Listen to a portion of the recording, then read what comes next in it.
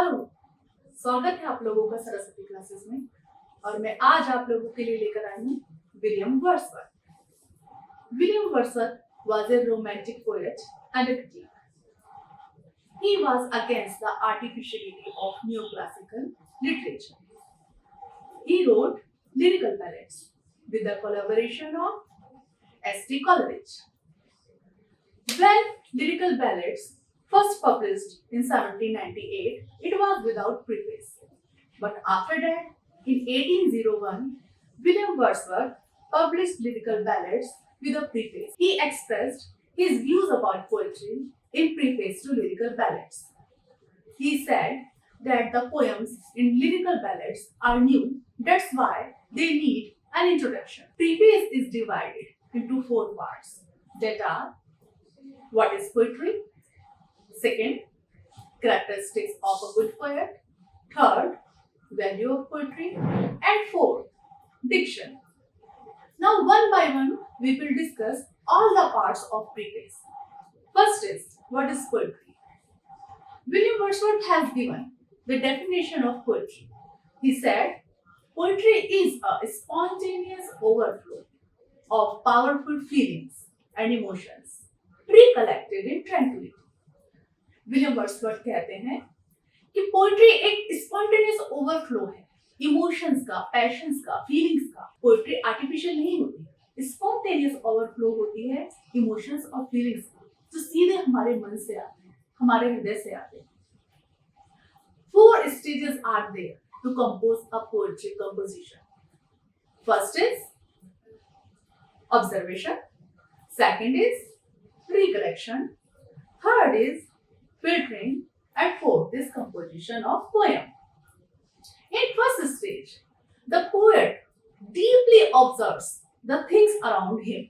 He deeply observes the world.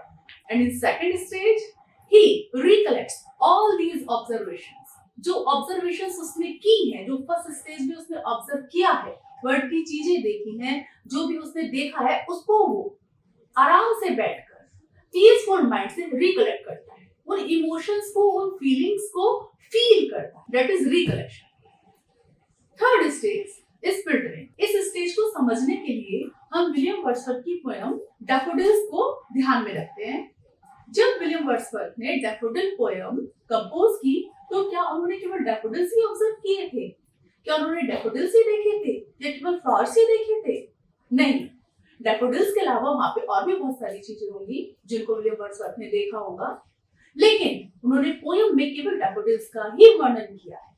So in this stage, in the stage of filtering, the poet removes non-essential things from his memory. अपनी memory में से जो non-essential items है, non-essential things हैं, उनको वो remove कर दे। Now comes the final stage, that is composition of poem. अब पोएट ने जो ऑब्जर्वेशन की, उनको रिकलेक्ट किया ट्रैंक्विलिटी में, आराम से बैठकर कामली उनके बारे में सोचा, इमोशंस और फीलिंग महसूस की, उसके बाद नॉन एसेंशियल थिंग्स को उन्होंने अपने माइंड में से निकाल दिया और बाद में अब जो रिफाइंड मटेरियल उनके मन में रह गया है वो एक्सप्रेस करते हैं वर्ड्स में और पोएम का कंपोजिशन हो जाता है। Now the second part is the characteristics of a good poet. William Wordsworth second part में गुड पोएट के कैरेक्टरिस्टिक्स बताते हैं। According to Wordsworth, a poet is simply a man, and like us, he tried to communicate his perception and experience of beauty and truth. Poet भी एक simple इंसान की तरह होता है। पोएट कुछ बहुत ज्यादा एक्स्ट्रा ऑर्डिनरी व्यक्ति नहीं होता। He is like us, but there is a difference between us and a poet. And what is that? This is, he has extraordinary sensitiveness towards the things around him. Poet आसपास की वस्तुओं के प्रति बहुत ज्यादा सेंसिटिव होता है। He has tender feelings, good knowledge of human mood, nature and emotions, and above all, he has a comprehensive soul. Poet कोई बहुत ज्यादा एक्स्ट्राऑर्डिनरी व्यक्ति नहीं होता, लेकिन हम में से सभी पोएट भी नहीं हो सकते। क्यों? क्योंकि पोएट के पास एक एक्स्ट्रा एबिलिटी होती है, और वो क्या होती है? मोर सेंसिटिव होता है वो आसपास की चीजों के प्रति। बहुत ज्यादा इमोशंस होते हैं उसके अंदर, फीलिंग्स होती है, और वो लोगों के नेचर को, उनके मूड को, फीलिंग्स को बहुत अच्छे से महसूस कर पाता है। Now, as far as the subject matter of poetry is concerned, for a good poet, the subject matter does not matter a lot, because he must add something to the subject matter to make it beautiful. कोई भी subject matter बोले, उसको इस तरह से present करे कि वो और ज्यादा सुंदर लगे, और ज्यादा पोएटिक लगे। सब्जेक्ट मैटर एक गुड पोएट के लिए मैटर नहीं करता। विलियम वर्ड्सवर्थ कहते हैं कि a poet must choose the subject matter from the simple life, from the rustic life और the common life.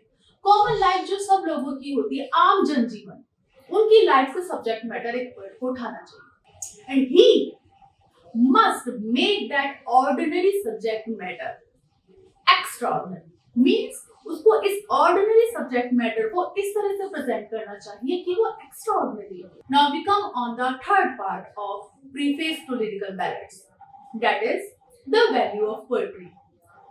William Wordsworth says that the aim of a poem is not only to give pleasure, but it must impart moral and philosophical values to the reader. Poetry is much more philosophical than any writing because it imparts us philosophical knowledge, universal truth. At last, William Wordsworth talks about diction. Diction means the structure and form of poetry. Diction means the selection of words, phrases, figures of speech, the style of poetry. William Wordsworth अब discuss करते हैं कि poetry का Dickson क्या होना चाहिए, poetry में किन फ्रेजेस का, वर्ड्स का और फिगर ऑफ स्पीच का यूज किया जाना चाहिए। He was against the artificiality of new classical writers. वो न्यू क्लासिकल राइटर्स की जो आर्टिफिशियल डिक्शन और लैंग्वेज थी, उनके बिल्कुल विरोध में। He said that if the subject matter of a poem is rustic, so the language of it must be simple. अगर किसी पोएम का सब्जेक्ट मैटर रस्टिक है, सिंपल है, होमली है, तो उसकी लैंग्वेज भी सिंपल होनी चाहिए। There is no difference between the language of poetry and prose. Poetry और प्रोज के कंपोजिशन में जो हम लैंग्वेज यूज करते हैं, उनमें डिफरेंस नहीं होना चाहिए, एक्सेप्ट मीटर। केवल एक मीटर का डिफरेंस होता है पोएट्री कंपोजिशन में, अदरवाइज प्रोज की लैंग्वेज और पोएम की लैंग्वेज एक ही होनी चाहिए। He said, there neither is nor can be any essential difference between the language of prose and that of metrical composition. William Wordsworth कहते हैं कि मेट्रिकल कंपोजिशन और प्रोज की लैंग्वेज में कोई डिफरेंस नहीं होना चाहिए except metre. So all were the views that were expressed by William Wordsworth in Preface to Lyrical Ballads. आज के लिए इतना ही। अगले क्रिटिक के साथ मैं आप लोगों के सामने फिर से उपस्थित होंगी।